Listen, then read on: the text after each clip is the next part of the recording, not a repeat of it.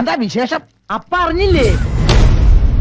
എല്ലാ സാഹചര്യവും ജയിക്കാവുന്ന എല്ലാ സാഹചര്യവും ഉണ്ടായിരുന്നു എന്നുള്ളത് ഇപ്പോൾ ഞാൻ CPM ജനറൽ സെക്രട്ടറിയുടെ വാക്കുകൾ കൂടി എടുത്താണ് പറയുന്നത്. അപ്പോൾ പ്രധാനപ്പെട്ട ഒരു ചോദ്യം ആളുകൾക്ക് മുന്നിലുള്ളത്, എന്തുകൊണ്ട് തോറ്റു? ഇങ്ങനെ ഒരു വിധി എഴുത്തുണ്ടാകുമെന്ന് സ്വപ്നത്തിൽ പോലും വിചാരിച്ചല്ലോ. അതിനൊരു പുതിയ മറുപടിയാണ് അങ്ങ് ആഗ്രഹിക്കുന്നതെങ്കിൽ അതിനെ സംബന്ധിച്ച് ഇടതുപക്ഷ രാഷ്ട്രീയത്തിന് ഒരൊറ്റ മറുപടിയേ ഉള്ളൂ.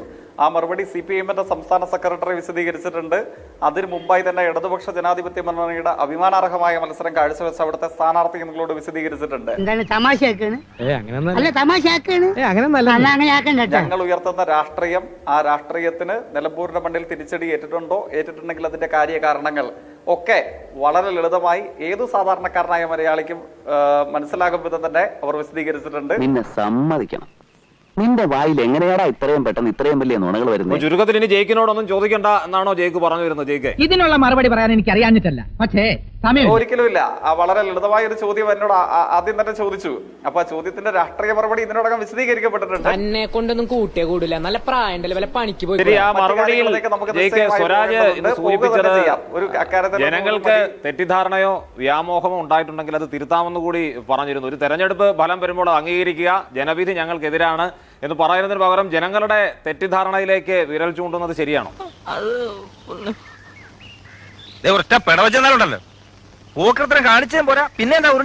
ആ ചോദ്യത്തിനകത്തൊരു ഭാഗികമായ കുഴപ്പമുണ്ട് എന്നുള്ളതാണ് എന്റെ മിതമായ ഒരു ഭാഷ്യം. കാരണം അങ്ങ് ചൂണ്ടിക്കാണിച്ച നിലമ്പൂരിലെ ഇടതുപക്ഷ ജനാധിപത്യ മുന്നണി സ്ഥാനാർത്ഥി സഖാവ് സ്വരാജിന്റെ പ്രതികരണം പൂർണ്ണമായി ഇല്ലെങ്കിലും ഏറെക്കുറെ ഞാനും കാണാൻ കഴിയും. ഏതായാലും കള്ളി വെളിച്ചത്തായി.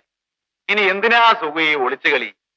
ഉള്ള കാര്യം തുറന്നു പറഞ്ഞാട്ടെ. ആദ്യ ഭാഗം എന്ന് പറയുന്ന അദ്ദേഹം ഞാൻ മനസ്സിലാക്കുന്നു നിലമ്പൂരിൽ പുതുതായി തെരഞ്ഞെടുക്കപ്പെട്ട നിയുക്ത MLA അഭിനന്ദിക്കുകയാണ്. എന്താ ഇത്? എന്തിനാ കരയുന്നേ? അദ്ദേഹത്തിന്റെ നിലമ്പൂരിന്റെ വികസനത്തിന് വേണ്ടിയിട്ടും കഴിഞ്ഞ 9 വർഷ കാലയളവിൽ സൃഷ്ടിക്കപ്പെട്ട മാറ്റങ്ങളുടെ അഭംഗുരമായ തുടർച്ചയ്ക്കും നന്നായി മികവോടുകൂടെ പ്രവർത്തിക്കാൻ കഴിയട്ടെ എന്ന ആശംസ ചുരിയുകയാണ് അദ്ദേഹം ചെയ്തിരുന്നത്. എന്നാലും തന്റെ ഒരു തൊലിക്കെട്ടി സമ്മതിച്ചിരിക്കുന്നു. അതായത് ആ ജനവിധിയെ അംഗീകരിക്കുന്നുവെന്നും ആ ജനവിധി മുഖാന്തരം തെരഞ്ഞെടുക്കപ്പെട്ട കേരളത്തിലെ UDF-ന്റെ മുഖമായ നിലമ്പൂരിലെ നിയുക്ത MLA-ക്ക് ആശംസകൾ നേരുകയും അദ്ദേഹത്തിന്റെ മികവാർന്ന പ്രവർത്തനങ്ങൾക്ക് കൂടുതൽ ഭാവുകങ്ങൾ ഉണ്ടാകട്ടെ എന്ന് പറയുകയുമാണ് അദ്ദേഹം ചെയ്തിട്ടുള്ളത്. ഓമനക്കുട്ടൻ അത് അത്ര സന്തോഷമായിട്ടല്ല പറഞ്ഞത്. അല്ല, എനിക്കെന്താ സന്തോഷക്കുറവ്? അതിനുശേഷമാണ് അതിന്റെ രാഷ്ട്രീയ വിശകലനത്തിലേക്ക് കിടന്നത്. ഞാൻ ഒരു വാചകം കൂടെ അങ്ങനെ പറയാൻ അനുവദിച്ചാൽ ഞാൻ വിശദീകരിക്കാം. അതായത് സൂക്ഷ്മതയിൽ എനിക്ക് തോന്നുന്നു അങ്ങയുടെ സ്ഥാപനത്തിൽ ഉൾപ്പെടെയുള്ള പ്രതിനിധികൾ അദ്ദേഹത്തോടൊപ്പം ഉണ്ടായിരുന്നു. അവർ ചോദിക്കുന്നു, ഇത് സർക്കാരിനേറ്റ തിരിച്ചടിയല്ലേ? അതൊക്കെ നാട്ടുകാർക്ക് അറിയാവുന്ന കാര്യം അല്ലേ?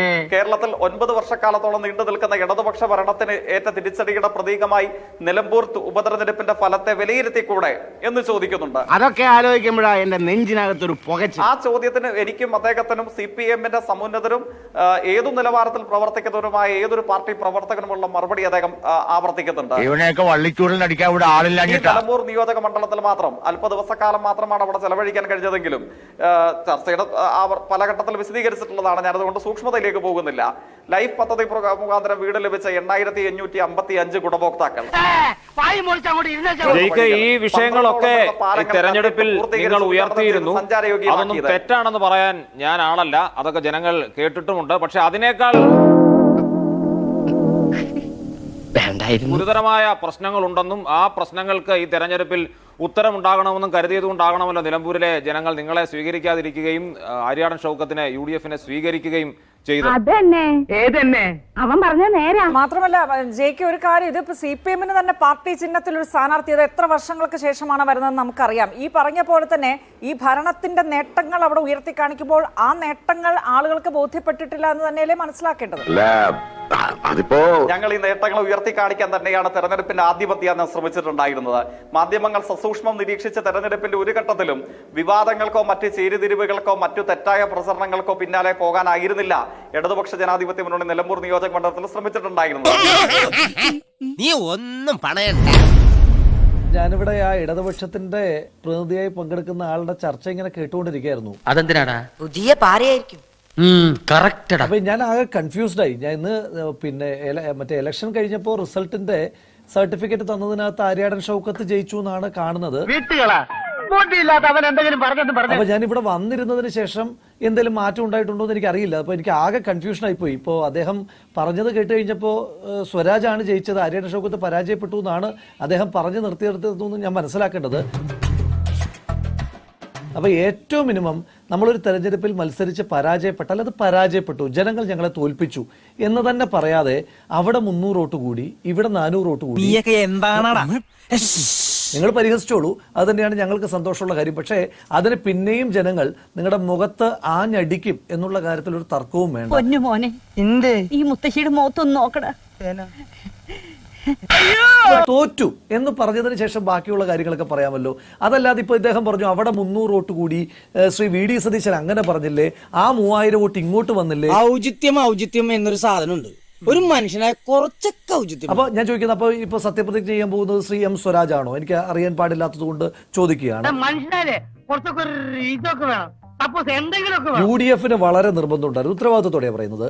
UDF വളരെ നിർബന്ധമുണ്ടായിരുന്നു CPM ഒഴിഞ്ഞു മാറാൻ കഴിയാത്ത ഉത്തരവാദിത്തപ്പെട്ട ആരെങ്കിലും തന്നെ സ്ഥാനാർത്ഥിയാകണം. എന്റെ കഷ്ടകാലം എന്നല്ലാതെ എന്ത് പറയാം. തൃക്കാക്കരയിൽ CPM മത്സരിച്ചില്ല, പകരം സ്വതന്ത്രനെ മത്സരിച്ചു. പരാജയപ്പെട്ടപ്പോൾ ഒരു ഉളുപ്പുമില്ലാതെ ഈ ചങ്ങാതിമാര് വന്നിരുന്നു പറഞ്ഞത് അവിടെ സ്വതന്ത്രനെ നിർത്തിയത് കൊണ്ട് തോറ്റുപോയി എന്നാണ്. അപ്പൊ ഞങ്ങൾക്ക് UDF വളരെ നിർബന്ധമുണ്ടായിരുന്നു CPM ഉത്തരവാദിത്തപ്പെട്ട ഒരാള് മത്സരിക്കണം എന്നുള്ളതിനകത്ത്. അതിപ്പോ CPM തന്നെ പറയുന്നുണ്ടല്ലോ ഞങ്ങളുടെ നമ്പർ 1 കാൻഡിഡേറ്റ് ആണ്. സത്യമായിട്ടും ഞങ്ങൾ എന്തായാലും വെല്ലുവിളിച്ച് വരുത്തുന്നത് ഇവരെ വാഴിക്കാൻ വേണ്ടിയിട്ടല്ലോ. സ്വാഭാവികമായിട്ട് അവരുടെ കൂട്ടത്തിലെ ഏറ്റവും പ്രമുഖരെന്ന് അവർ പറയുന്ന ആളെ തന്നെ വീഴ്ത്താൻ വേണ്ടിയിട്ടാണ്. ഇനിയും ഇവർ പറയുന്ന നമ്പർ 1 കാൻഡിഡേറ്റ് ഇവരുടെ വാദമാണ് നമ്പർ 1 കാൻഡിഡേറ്റ്. ആ കാൻഡിഡേറ്റ് തെരഞ്ഞെടുപ്പിൽ ഇപ്പോ കണക്കുകളൊക്കെ പറഞ്ഞതുകൊണ്ട് ഞാനും ചില കണക്കുകൾ പറയാം. നമ്മളും അത് തന്നെയാണ് ആലോചിക്കുന്നത്, നിങ്ങൾ ആലോചിച്ചിരുന്നോളൂ. ആ കാൻഡിഡേറ്റ് ശ്രീ M സ്വരാജ്, അദ്ദേഹം ജനിച്ച പോത്തുകലിലെ 118 നമ്പർ ബൂത്തിൽ 71 വോട്ടിന് അദ്ദേഹം പിന്നിലാണ്. സന്തോഷായി, നല്ല സന്തോഷം. അദ്ദേഹം ജനിച്ച ആ പോത്തുകൽ പഞ്ചായത്തിൽ 307 വോട്ടിന് അദ്ദേഹം പിന്നിലാണ്. ഞങ്ങൾക്ക് ലീഡുണ്ട്. ഇനിയും അദ്ദേഹം പഠിച്ച ഒരിക്കൽ കൂടി ഒരു വട്ടം കൂടി അങ്ങനെ എന്തൊക്കെയോ നൊസ്റ്റാൾജിക് പരിപാടികളൊക്കെ സംഘടിപ്പിച്ച ചുങ്കത്തറ മർത്തോമ കോളേജ് ഇരിക്കുന്ന 149 നമ്പർ ബൂത്ത്, ആ 149 നമ്പർ ബൂത്തിൽ ഞങ്ങൾക്ക് 95 വോട്ടിന്റെ ലീഡുണ്ട്. അതിന് തന്നാരും വിളിച്ചില്ല. അദ്ദേഹം പഠിച്ച സ്ഥാപനങ്ങൾ ഇരിക്കുന്ന ചുങ്കത്തറ പഞ്ചായത്തിൽ ഞങ്ങൾക്ക് 1287 വോട്ടിന്റെ ലീഡുണ്ട്. അദ്ദേഹം ഇപ്പോൾ താമസിക്കുന്ന അതേ നിലമ്പൂർ മുനിസിപ്പാലിറ്റിയിൽ ഞങ്ങളുടെ ആകെ ലീഡ് 3967. ഏത് നിലമ്പൂര്? ഇവരുടെ മുനിസിപ്പൽ ചെയർമാൻ ഇരിക്കുന്ന നിലമ്പൂരിൽ. അദ്ദേഹം ജനിച്ചിടത്ത് ഞങ്ങൾക്ക് ലീഡ്, അദ്ദേഹം പഠിച്ചിടത്ത് ഞങ്ങൾക്ക് ലീഡ്, ഇപ്പൊ അദ്ദേഹം ജീവിച്ചിരിക്കുന്നിടത്ത് ഞങ്ങൾക്ക് ലീഡ്. അപ്പൊ എന്ത് കണക്കിനെ പറ്റിയിട്ടാണ് ഇവർ പറയുന്നത്? ഞങ്ങൾ അങ്ങനൊന്നുമുള്ള നമ്പറിലേക്കല്ല പോകുന്നത്. ഞങ്ങൾ ജനങ്ങളുടെ മുന്നിൽ ജീവൽ പ്രശ്നങ്ങൾ വെച്ചു. ഇവർ വിവാദങ്ങൾ ഉണ്ടാക്കാൻ നോക്കി. ഞങ്ങൾ എന്താ വെച്ചത്? ഞങ്ങൾ ഡേ 1 ഞങ്ങളുടെ ആദ്യത്തെ ക്യാമ്പയിൻ എന്തായിരുന്നു? നിലമ്പൂരിന്റെ ഏറ്റവും പ്രധാനപ്പെട്ട രാഷ്ട്രീയ വിഷയം മാൻ ആനിമൽ കോൺഫ്ലിക്റ്റ് ആണ്. ഞങ്ങളുടെ സ്ഥാനാർത്ഥി കൺവെൻഷൻ ഇടയ്ക്കാണ് ശ്രീ KC വേണുഗോപാൽ വന്നിട്ട് പെൻഷൻ വിഷയം ഞങ്ങൾ വെച്ച എല്ലാ കെണിയിലും ഇവർ വന്ന് വീണു. ശ്രീ KC വേണുഗോപാൽ പെൻഷൻ വിഷയം ഓപ്പൺ ചെയ്തപ്പോഴത്തേക്കും മുഖ്യമന്ത്രി തൊട്ട് മുഴുവൻ ആളുകളും ഇറങ്ങി. ഇവർ പെൻഷൻകാരെ വെച്ചിട്ട് സംഗമം നടത്തി. ആ സംഗമത്തിൽ പങ്കെടുത്ത ആളുകൾ പോലും ഞങ്ങൾക്ക് വോട്ട് ചെയ്തു. കാരണം എന്താ? പെൻഷൻ കൃത്യമായി കേരളത്തിൽ കിട്ടുന്നില്ല എന്നുള്ളത് പച്ചയായ യാഥാർത്ഥ്യമാണ്. നാട്ടുകാരുടെ ഭാഗ്യദോഷം, അല്ലാതെ എന്ത് പറയാനാ? അല്ലേ സാറേ? നീ നോക്കിക്കോളാ, ഇനി ഒരു നിമിഷം ഞാൻ ഇവിടെ നിൽക്കത്തില്ല. ഒരു 6 ഇഞ്ച് നീങ്ങി ഒരു ചുവന്ന സ്വിച്ച് കാണുന്നുണ്ടോ? കാണുന്നുണ്ട്. ഈ സ്വിച്ചിന്റെ കാര്യമാണ്. ചുവന്ന സ്വിച്ച് അമർത്തിയോ? അമർത്തി.